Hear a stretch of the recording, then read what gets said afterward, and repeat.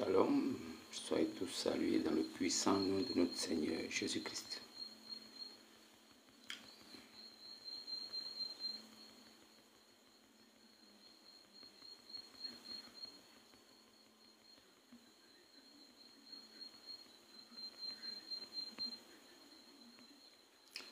Shalom, soyez tous salués dans le puissant nom de notre Seigneur Jésus-Christ. Comme je le dis toujours ici, c'est le seul nom qui a été donné et qui est au-dessus de tous les noms.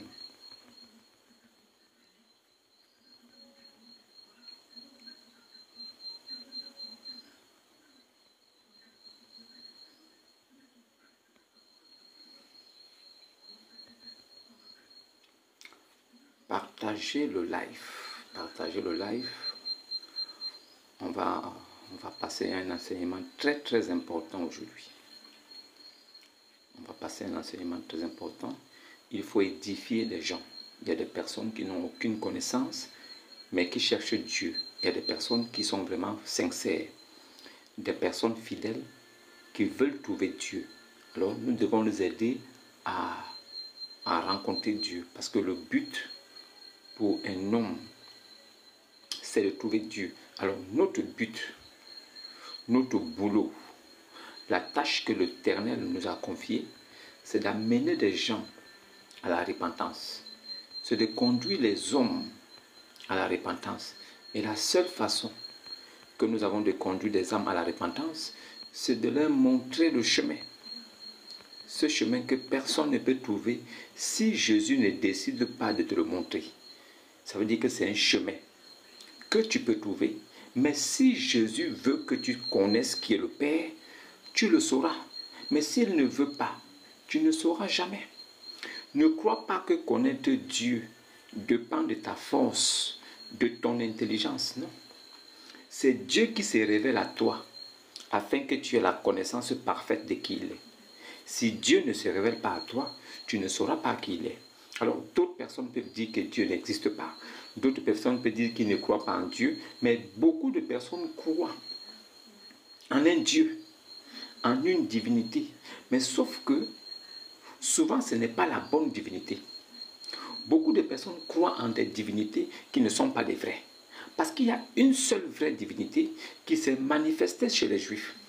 Il y a une seule vraie divinité qui a eu un commencement dans l'existence à partir de chez les Juifs. Ça veut dire que si tu cherches le vrai Dieu, il faut te rapprocher des Juifs. Il faut que tu aies la connaissance de qui est Dieu au travers des Juifs. Aucune personne ne peut connaître le véritable Dieu s'il ne se rapproche pas des Juifs. Le salut vient des Juifs. Le salut ne viendra jamais des nations païennes. Les Arabes, nous les Africains, les Européens, toutes les nations du monde sont des nations païennes. Ces nations païennes, pour être peuple de Dieu, il faut avoir accepté Jésus. C'est la perche qui est tendue aux nations. Jésus est la perche tendue aux nations païennes pour que ces derniers puissent aussi avoir le salut. Le salut était venu, mais ça concernait seulement les enfants d'Israël. Le salut était venu uniquement pour les enfants d'Israël. Mais ce salut s'est tourné vers les nations que nous sommes. Le salut a aussi jeté les regards vers des nations païennes que nous sommes. Et c'est grâce et à cause de Jésus-Christ que nous avons pu accéder à ce salut. Le salut n'est pas un slogan ou une doctrine ou des enseignements, des pratiques humaines. Le salut ne peut pas être donné par une personne vivante physique parce que le salut doit être saint. Le salut est pur parce que le salut vient pour sauver ton âme. Et pour que ton âme soit sauvée, il faut que le salut vienne purifier ton âme. Aucun homme, quel qu'en soit le langage qu'il a, ne peut t'apporter le salut tout simplement parce qu'il parle bien. Ou bien parce qu'il va te dire qu'il faut prier 2 fois par jour. Ou bien parce qu'il va te donner un chapelet où il va te dire que voici rosière. Le salut est une personne physique qui s'est manifestée. Dieu Tout-Puissant, manifesté en Fils, s'est rendu visible. Et c'est ce Fils-là qui est le salut. Le salut n'est pas un mot ou une doctrine qu'on va te dire, marche bien, ne pêche plus, éloigne-toi de l'iniquité, fuis le péché. Ça là, ce sont des mots des hommes, mais qui ne sauvent pas l'âme. Même la loi de Dieu qui avait été apportée par Moïse, donnée aux enfants d'Israël, la loi elle-même n'a pas pu sauver un homme. La loi n'a pas été efficace, n'a pas pu être efficace au point de sauver une âme. La loi était bonne, mais la loi était comme un pédagogue. La loi est comme un professeur qui enseigne. Mais est-ce que c'est parce que le professeur enseigne qu'il n'y aura pas des élèves qui auront 2 de moyenne? Est-ce que c'est parce que le professeur de maths n'est pas assez bon, ou bien parce qu'il ne dispense pas les cours comme il faut? Mais vous verrez toujours des gens avoir des sous-moyennes. Il y a toujours des 2, 3, 5 sur 20, 4 sur 20. Il y en a aussi qui ont 12, 13 sur 20, 11 sur 20. Il y en a qui ont toujours la moyenne. Mais il y en a aussi qui ont toujours la sous-moyenne. Est-ce que cela signifie que le professeur est mauvais? Non. Tout le monde n'a pas le même degré d'appréhension. Tout le monde n'a pas le même degré de rétention. Tout le monde ne peut pas garder ce qui est enseigné avec précision. Tout le monde n'a pas la faculté de comprendre. Mais c'est pourquoi Dieu lui-même, il sait que nous sommes faibles. Il sait que les hommes sont faibles et que les hommes ne peuvent pas par eux-mêmes faire des choses qui sont bien. C'est pourquoi, pour que tu puisses faire quelque chose de bien, il faut que tu sois conduit par l'Esprit de Dieu.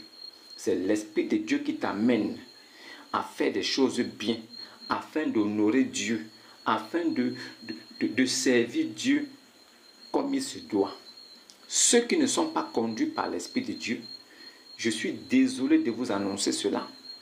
Vous n'êtes pas enfant de Dieu. Et sur la base du fait que tu ne sois pas enfant de Dieu, tu n'as pas le salut. Le salut là, quel qu'en soit ce qu'on peut te dire avec des beaux, des jolis mots, des belles paroles, quelle qu'en soit la façon dont on va t'habiller, quel qu'en soit dont tu t'habilles dans ta religion, quel qu'en soit le nombre de chapeaux que tu porteras, tu vas faire broder des chapeaux que tu vas mettre sur la tête. Quelles qu'en soient ces choses, quelle qu'en soit la longueur de ton chapelet, quel qu'en soit le poids de celui-ci, il n'y a pas de salut dans ces choses. Ces choses sont éphémères. Ton chapelet là ne peut même pas chasser un sorcier. Ton chapelet ne vaut rien. Ton chapelet n'a aucune puissance. Ton chapelet ne peut même pas effrayer un petit dins. Ton chapelet ne peut pas faire fuir un démon. Ton chapelet là, c'est toi qui as mis ton dévolu dans ça. C'est toi qui penses que ton chapelet là a un pouvoir. En vérité, ton chapelet n'a aucun pouvoir. Ton chapelet ne peut t'aider en aucune façon. Ton chapelet là, ce n'est qu'un chapelet qui n'a aucune puissance, qui ne vient même pas de Dieu. Dieu n'a jamais donné chapelet à une nation. C'est vous les hommes, dans le souci de plaire Dieu, de plaire à Dieu, de tout faire pour que Dieu vous regarde. Alors vous avez commencé à le séduire en faisant des pratiques, en faisant beaucoup de choses. Mais vous pensez que votre séduction aura un effet.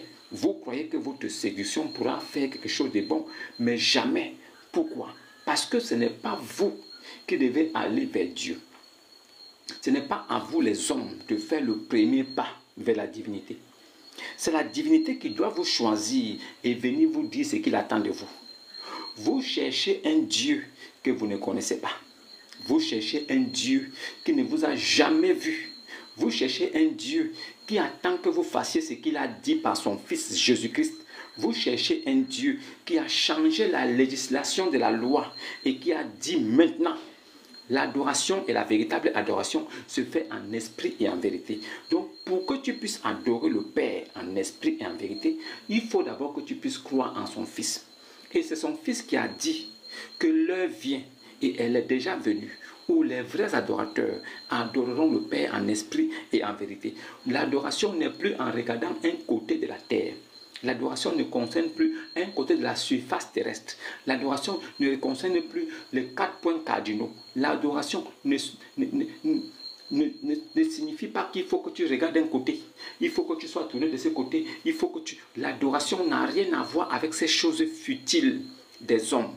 La véritable adoration, c'est cette alliance que tu tisses avec Dieu parce qu'il te choisit, parce qu'il vient à toi.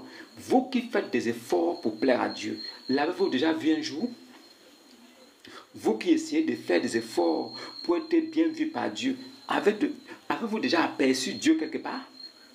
Vous qui suivez des religions qui vous font croire que pour connaître Dieu, il faut bien marcher, il faut se mettre comme ça, il faut faire comme ça, il faut porter gros boubou, il faut porter chapeau d'impoli sur la tête. Vous qui pensez qu'avec un chapeau sur la tête, vous adorez Dieu, on vous dit que l'homme ne peut pas prophétiser la tête couverte.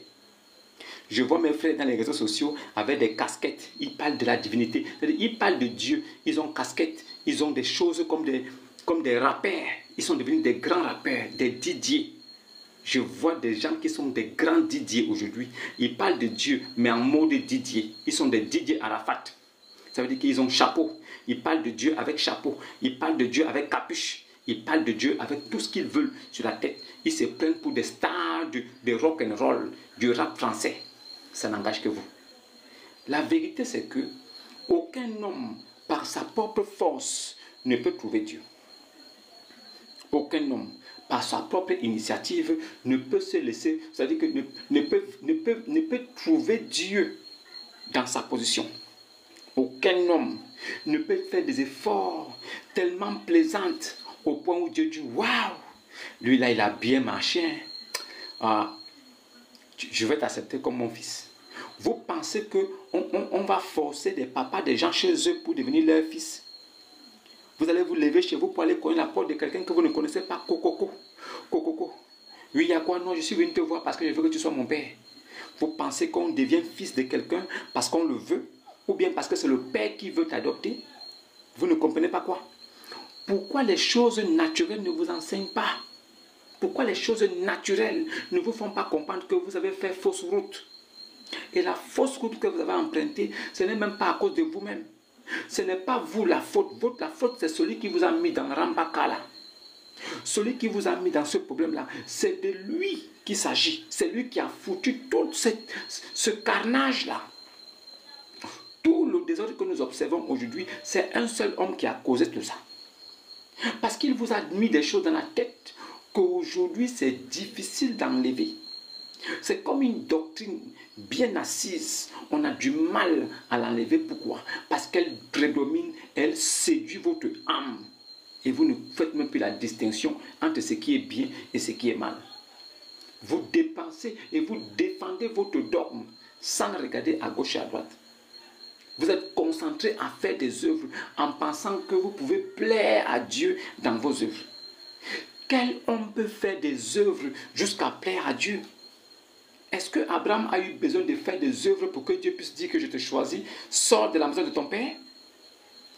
Abraham a été choisi par Dieu. Dieu est venu vers lui pour dire, sors de la maison de ton père et va vers une terre que je te donnerai pour possession. C'est Dieu qui choisit avec qui il marche. C'est Dieu qui choisit des personnes qui doivent être son peuple. C'est Dieu qui choisit ses enfants. Ce n'est pas des enfants qui choisissent les pères. Les musulmans sont des hommes qui cherchent papa. Les musulmans sont des personnes qui veulent un père, coûte que coûte. Et ils veulent avoir un père qui n'est pas de leur famille. Ils veulent avoir un père qui n'habite même pas dans leur village. Ils veulent un père qui est d'une autre nation. C'est-à-dire que les musulmans se battent pour pouvoir avoir des papas qui ne sont pas les leurs. Allez dans la péninsule arabique là-bas. Cherchez vos papas. Il y a tellement des Arabes papas là-bas. Vous pourriez trouver un des papas là-bas pour le prendre comme père. Cherchez parmi les dieux du panthéon des pierres dressées de la Mecque. Parmi les divinités de la Mecque là-bas, il y avait 360 autour de la maison et une seule à l'intérieur. Dans la Kaaba, qui est la mère de la cité, la mère des cités, à l'intérieur se trouvait l'idole qu'on appelle Oubal. Mais à l'extérieur, tout autour, se trouvaient 360 idoles. Donc vous pouvez aller choisir votre Dieu là-bas. Il n'y a pas de souci. Ne vous réclamez pas d'un Dieu que vous ne connaissez pas. Ne vous réclamez pas d'un Dieu qui ne vous connaît pas. Ne vous réclamez pas d'un patriarche qui n'a même pas connaissance de qui vous êtes. Abraham n'a jamais parlé de Mohammed. Abraham ne connaît même pas Mohammed de près ou de loin. C'est Mohammed qui vient parler d'Abraham comme si Abraham lui avait dit quelque chose. Abraham n'est pas de la même nation que toi. Abraham n'a pas servi le Dieu que tu sers. Tu viens dans ton livre, tu mentionnes Ibrahim. Ibrahim, les gens pensent que c'est vrai. Mais non, c'est un livre qui a été écrit par des Arabes cherchant à dissimuler ou à se faire aussi une place, créant l'atmosphère qui leur plaise. Ils ont ramassé tous les prophètes des Juifs. Ils ont pris tous les Juifs, ils ont mis dans leur livre.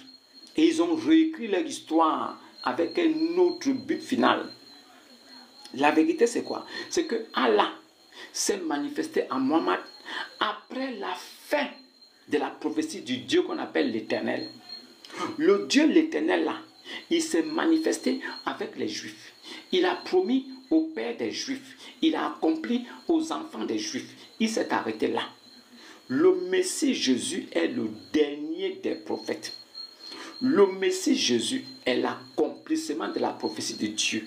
Le Dieu qui s'est fait appeler Yahweh, Jéhovah. Le Dieu qui s'est fait appeler le Dieu qui s'appelle Je suis. Le Dieu qui s'est appelé l'Éternel, l'Alpha et l'Oméga, le premier et le commencement, le dernier est... Ce Dieu-là, c'est lui qui a mis fin à sa prophétie après la venue du Messie.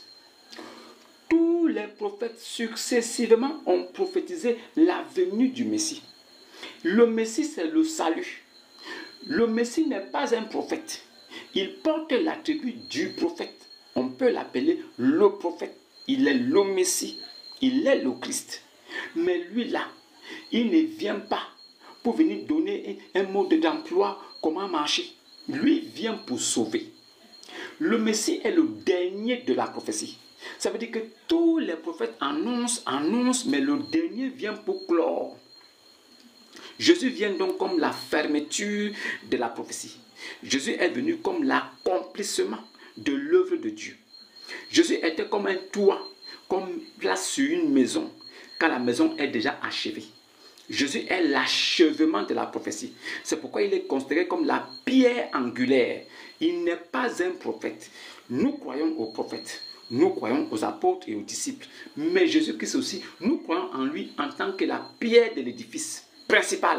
Donc si toi tu crois que tu peux avoir le salut dans une religion parce qu'un soi-disant prophète t'a annoncé quelque chose, tu n'auras jamais ce salut. Le salut n'est pas un mot pour te plaire. Le salut n'est pas un mode d'emploi pour bien marcher. Le salut n'est pas des bons conseils pour te discipliner. Le salut là, ce n'est pas une façon de faire, de se tenir, une façon de regarder. Le salut est une personne humaine. Le salut, c'est Dieu lui-même. Le salut, c'est Dieu qui est invisible, qui a voulu se faire visible afin que vous sachiez qu'il est vrai. Le salut n'est pas une campagne d'enseignement, d'évangélisation. Le salut là, ce n'est pas de dire qu'il faut manger ceci, ne mangez plus ceci, ne buvez plus ceci. Quand tu es en règle, il ne faut plus prier. Éloigne-toi des gens. Le salut ne concerne pas toutes ces choses. Le salut, c'est Dieu lui-même, sous une forme visible. Vous-même, vous savez que Dieu est invisible. Aucun homme ne peut le voir. Mais si ce Dieu décide de se faire visible, alors on peut le voir. Et la seule fois où le Dieu d'Israël, ce Dieu qui a parlé aux enfants d'Israël, la seule fois qu'il a voulu se faire voir par l'humanité, il est devenu un homme. Parce que étant esprit, aucun homme ne pouvait le voir. Alors il est devenu un homme. Alors il a personnifié le terme Dieu invisible. Il s'est personnifié, il s'est rendu personnel.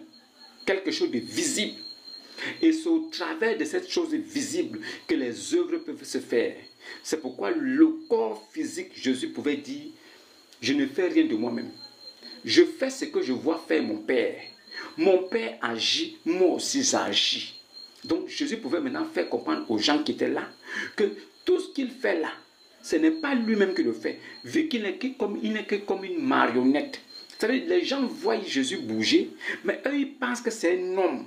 Sauf que si tu avais des yeux spirituels, tu aurais plutôt vu l'Esprit Dieu, l'Éternel, en train de se mouvoir. C'est ce qui vous échappe parce que vous voulez garder votre attention sur la personne humaine de Jésus.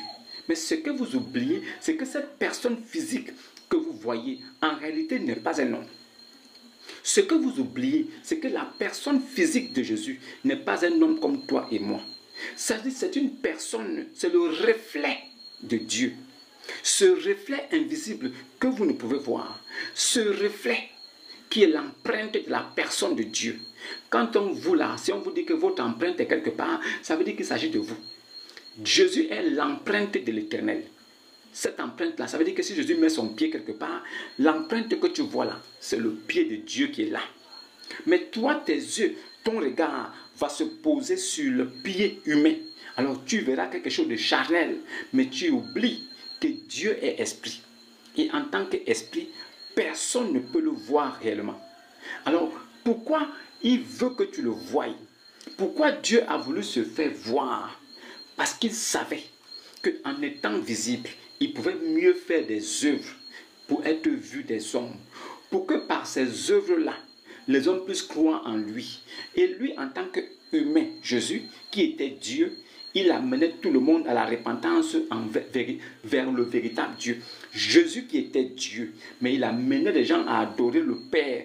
Parce qu'il savait que si les hommes gardent le nom Père, ils vont continuer l'adoration même après son départ. Parce que lui qui était le Père, mais qui est venu camoufler sous une forme d'homme, il ne voulait pas que l'attention soit mise complètement sur lui, mais il voulait que les gens croient en lui et que c'est en passant par lui que vous pouvez aller chez le Père. C'est pourquoi il dit que nul ne peut aller au Père que par moi. C'est-à-dire que le seul chemin pour t'amener à Dieu, c'est en passant par Jésus. Jésus n'a pas dit qu'il était le seul prophète. Il y a eu beaucoup de prophètes qui sont venus avant Jésus. Mais est-ce qu'il a dit que celui qui veut aller au Père doit passer forcément par un prophète? Si Jésus avait dit que celui qui veut aller au Père doit passer par un prophète, à partir de là, on aurait dit que ceux du temps de Moïse devaient passer par Moïse, ceux du temps d'Abraham devaient passer par Abraham, ceux du temps de Jean-Baptiste devaient passer par Jean-Baptiste, ceux du temps de Mohammed doivent passer par Mohammed. Mais le temps où nous sommes aujourd'hui, au 21e siècle, nous ne sommes plus au temps de Mohammed. Je suis désolé. Parce que si vous voulez suivre l'histoire de Kakou Philippe, on va tous dire que oui, pour être sauvé, il faut suivre le prophète de son temps. Alors, vous qui êtes des musulmans aujourd'hui, vous qui êtes musulmans qui prient dans des mosquées, est-ce que Mohammed est toujours vivant? Non. Est-ce que vous avez connu Mohammed dans votre époque? Non. Donc, pourquoi vous pouvez dire que non, Mohammed, il faut le suivre pour être sauvé? Pourquoi ne suivez pas Moïse? Pourquoi ne suivez-vous pas Moussa? Pourquoi vous ne pouvez pas suivre Moussa pour être sauvé? Pourquoi vous ne suivez pas Ibrahim pour être sauvé? Pourquoi c'est Mohammed que vous voulez suivre pour être sauvé? Lui-même, Mohammed n'est pas sauvé. Lui-même se cherche, par rapport à sa vie, il se cherche. Donc, si vous pensez que Jésus voulait dire par là que nul ne va au Père que par moi, ça veut dire que tous les prophètes qui viennent, pour que tu partes au Père, il faut forcément passer par lui. C'est faux et archi faux.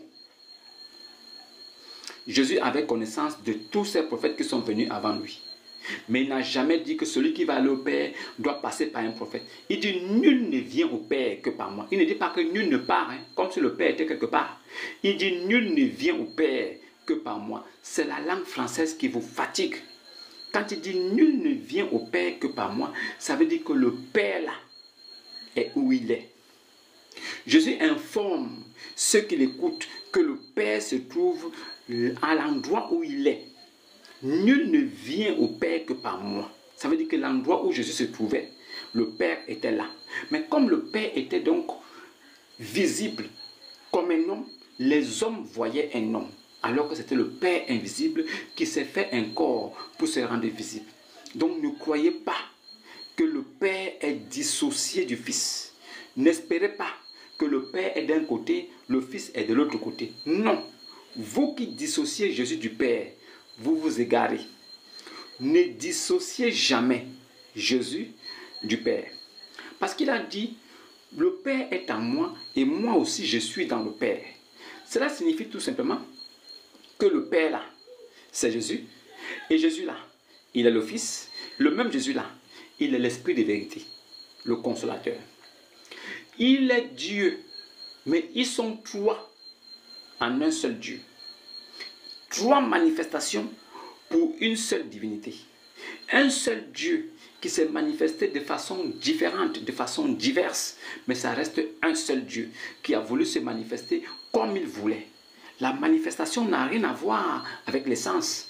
Une seule essence, un seul essence, plusieurs manifestations venant de cette essence.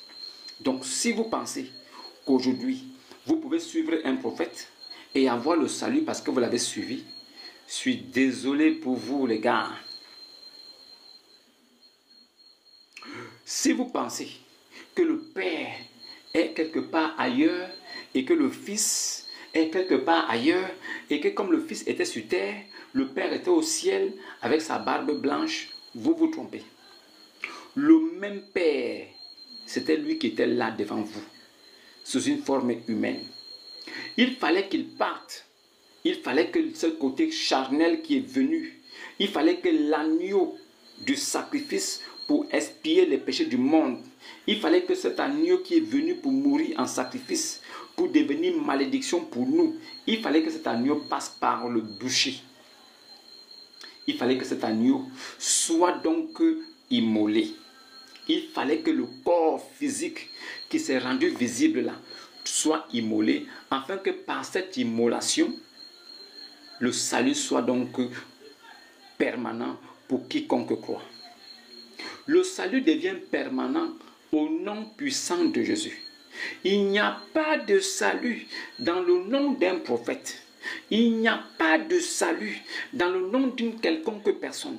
Le salut se trouve uniquement dans le nom puissant du Seigneur Jésus-Christ. Ça veut dire que si toi tu veux le salut aujourd'hui et que tu penses que Moïse peut te donner le salut, mon frère, tu es mort 2 fois.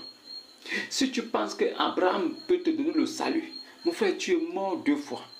Mais si tu crois aussi qu'il y a un prophète arabe qui serait venu et que par lui aussi tu peux avoir le salut, demande-toi là où il est. Pose-toi des bonnes questions. Comment est-ce qu'il est mort? Est-ce qu'il a eu le salut par son comportement? Lui-même se cherche. Toi, tu veux le salut. Alors, il faut chercher quelque chose d'autre qui n'a rien à voir avec le dogme des enseignements qu'il vous balance partout. Dieu n'est pas dissocié de Jésus. Ne dissociez jamais Dieu de Jésus. Vous qui l'êtes dissocié, vous seriez éhonté. Vous serez rempli de honte quand vous saurez que Dieu a voulu se rendre visible. Et que cette partie visible que vous ne connaissez pas, c'est Jésus-Christ. La partie invisible que vous n'avez jamais vue, c'est l'Éternel, le Père Tout-Puissant, Dieu créateur de toutes choses. Mais la partie visible qui est venue pour accomplir les œuvres pour lui-même afin de réconcilier les hommes avec lui, cette partie visible s'appelle Jésus. La partie de Dieu Christ, c'est l'Éternel. Parce que le nom de l'Éternel qui a été révélé et qui est connu depuis Moïse, depuis l'époque de Moïse, c'est Christ. Christ qui est l'Esprit éternel qui marchait avec Moïse et les enfants d'Israël dans le désert. C'était Dieu, son nom était Christ. Et ce Christ-là est venu sur la terre, prenant la forme d'un homme, se rendant charnel, afin d'être le sacrifice expiatoire parfait. Alors, ce côté humain doit porter aussi un nom. C'est pourquoi le côté humain de Dieu porte le nom de Jésus. Le côté humain de Dieu porte le nom de Jésus. Et la divinité qui existe de toute éternité porte le nom de Christ. C'est pourquoi Jésus-Christ est la jonction de l'humanité et la divinité. Ne vous blessez pas. Ne vous faites pas mal. Jésus là, il est la jonction de l'humanité et la divinité. En d'autres termes, il est donc ce côté de l'Esprit éternel, Dieu qui se porte le nom de Christ, et du côté charnel, Jésus qui a vécu sans péché pur. Donc, il fallait donc que le mélange soit parfait, afin que le sauvetage Jésus soit parfait. Dieu était en Christ. Donc, Jésus là, Christ était en Jésus homme. Dieu, l'éternel Christ, était en Jésus-Christ. Non. L'éternel Dieu qui porte le nom de Christ était en Jésus qui est humain, charnel, afin de réconcilier lui-même Dieu dans la chair humaine. La réconciliation est parfaite parce que Dieu, esprit, se forme un corps charnel. Donc il peut donc réconcilier lui-même l'esprit et le corps charnel qu'il a pris. Et le corps charnel qu'il a pris était donc le sacrifice pour tous ceux qui vont croire. Donc Jésus était la représentation humaine de ce que nous sommes. Afin que l'Esprit Dieu éternel qui est en lui puisse réconcilier l'humanité avec lui-même. Aucun homme ne peut réconcilier Dieu avec les hommes. C'est pourquoi je vous dis que vous qui pensez que Jésus n'est qu'un simple prophète, vous vous butez, vous vous faites du mal. Vous qui pensez que Jésus là n'est qu'un simple homme, je suis désolé de vous annoncer cela. Jésus n'a jamais été un simple homme. Jésus est Dieu Tout-Puissant. Jésus, il est Dieu Tout-Puissant. Il n'y a pas de débat. C'est parce que vous n'avez pas compris. C'est parce que vous ne savez pas.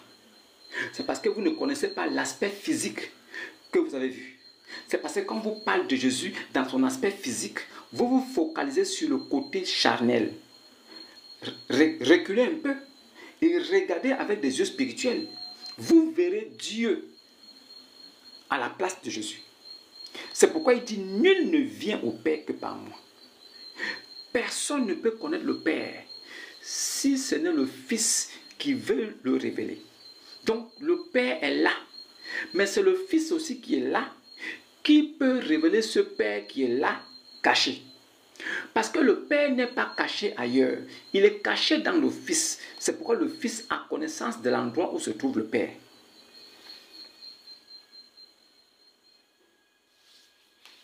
Ça là aussi, il faut que vous partiez à l'école, il faut que vous soyez intelligent et conduit pour le Al-Furqan. Il faut que vous soyez conduit par le Al-Furqan pour connaître tout ça. Non. Vous n'avez pas besoin d'être conduit par le Al-Furqan pour avoir la connaissance de ces choses. Il faut tout simplement que ces choses-là vous soient révélées. C'est pourquoi moi j'aime l'inspiration, parce que l'inspiration, c'est le monde de Dieu. L'inspiration est le monde de Dieu. Elle vient de la voûte céleste, ça veut dire qu'elle vient même de Dieu. Et elle couvre, ça veut dire qu'elle est puissante que les Écritures. Ça veut dire que c'est vous qui cherchez à lire les Écritures, cherchant à trouver quelque chose qui va vous réconforter. Mais celui qui a l'inspiration de Dieu, il survole les Écritures. Et ce qu'il dit est plus puissant même que l'Écriture. Parce que c'est l'Écriture qui s'exprime au travers de cette inspiration. Vous pensez quoi? Que l'inspiration là, ce sont les émotions ou une philosophie? Celui qui est inspiré par Dieu dit des choses de Dieu. Et c'est en quoi la Bible est là. La Bible est là pour vous expliquer des choses spirituelles, mais en se basant sur des choses naturelles. Comment est-ce qu'on va vous expliquer des choses spirituelles que vous ne pouvez comprendre? Il faut bien qu'on s'appuie sur des choses naturelles, qu'on prenne des exemples naturels, sur des choses connues, afin de déguiser, ou bien afin de permettre à votre compréhension humaine d'accepter. Parce que comment je vais vous expliquer des choses spirituelles? Comment je vais faire? Puisque ces choses ne s'expliquent pas, mais se vivent. C'est pourquoi je vous dis que celui que Dieu n'a pas aimé, il souffre. Ce n'est pas de ma faute. Toi que Dieu n'a pas aimé, au point où il t'a caché sa face et qu'aujourd'hui tu souffres parce que tu cherches Dieu, tu ne le trouves pas et tu crois qu'il faut beaucoup faire des efforts, pratiquer et tu ne trouves même pas le salut au travers des pratiques. Tu crois que c'est la pratique qui va te donner le salut. Je suis là pour t'informer et te dire que toutes les pratiques que tu fais, toutes les prières que tu récites tous les jours ne pourront jamais te donner le salut. Le salut se trouve en une personne physique. C'est tout. Aucun prophète ne peut te donner le salut. Le salut, c'est Jésus-Christ. La personne physique de Jésus, c'est le salut. Si tu as Jésus, tu as le salut. En bon entendeur, saluta. A saluta.